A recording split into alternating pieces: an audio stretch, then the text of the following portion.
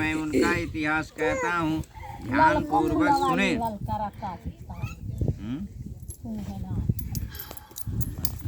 सुंदर काशी नगर में नित्य अत्यंत निर्धन ब्राह्मण रहता था। वह ब्राह्मण नित्य भूख प्यास से व्याकुल होकर पृथ्वी पर भ्रमण करता था। ब्राह्मणों से प्रेम करने वाले श्री विष्णु भगवान ने ब्राह्मणों को दुखी देखकर एक दिन बूढ़े ब्राह्मण का रूप धारण करके उस दुखी और निर्धन ब्राह्मण के समक्ष पहुंचकर आदर के साथ पूछा, हे विप्र, तुम नित्य प्रत्येह दुखी होकर पृथ्वी पर क्यों घूमते हो? हे श्रेष्ठ ब्राह्मण, यह सब मुझसे कहो, मैं तुम्हारी व्यथा सुनना चाहता हूँ।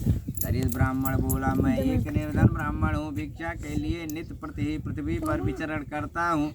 हे भगवान, यदि आप इस समस्या से छुटकारा पाने का कोई उपाय जानते हो तो कृपया कर मुझे कहें।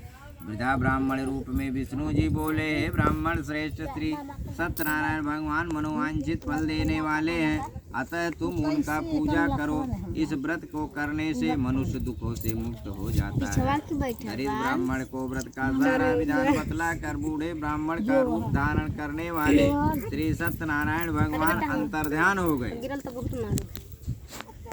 एक समय ब्राह्मण धन और ऐश्वर्य के अनुसार बंधुओं सहित अपने घर पर व्रत कर रहा था। उसी समय एक बूढ़ा लकड़हारा आया, लकड़ी बेचने वाला आया। वहाँ एक उसने सिर पर रखा लकड़ियों का गट्ठर बाहर रख दिया और उस ब्राह्मण के घर में चला गया। प्यास से व्याकुल लकड़हारे ने उस ब्राह्मण को व्रत करते हुए देखा। वह प्यास को नमस्कार के लगा, हे ब्राह्मण देवता, आप किसका पूजा कर रहे हैं? इस व्रत के करने से क्या फल मिलता है? कृपया कर मुझे इसे सुनने की मेरी इच्छा है। ब्राह्मण उस वृद्धा लकड़हारे से बोला, हे भाई, यह सब मनोकामनाओं नारायण भगवान का व्रत है। इनकी ही कृपा से मेरे घर में धन धान्य सुख समृद्धि की वृद्धि हुई है। श्री सत्यनारायण भगवान के व्रत के विषय में जानकर वह लकड़हारा बहुत प्रसन्न हुआ।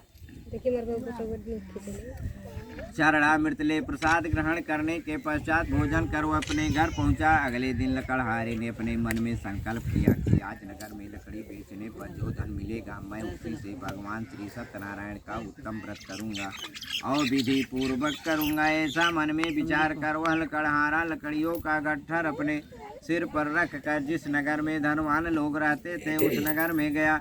उस दिन उसे उन लकड़ियों के दाम पहले दिन से चौगुना मिला। तब वह लकड़हारा अति प्रसन्न हो पके केले का फल, शक्कर, शहद, दूध, घी, दही और गेहूं का चूर्ण इत्यादि सब सामान विधि विधान के साथ भगवान का पूजन एवं व्रत किया।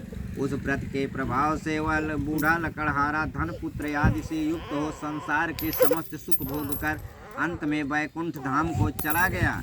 इसे स्कंदते कृष्ण स्कंद को अध्याय समाप्त। छोड़ के 11 कह बोलो इंदिरा बन बिहारी लाल की।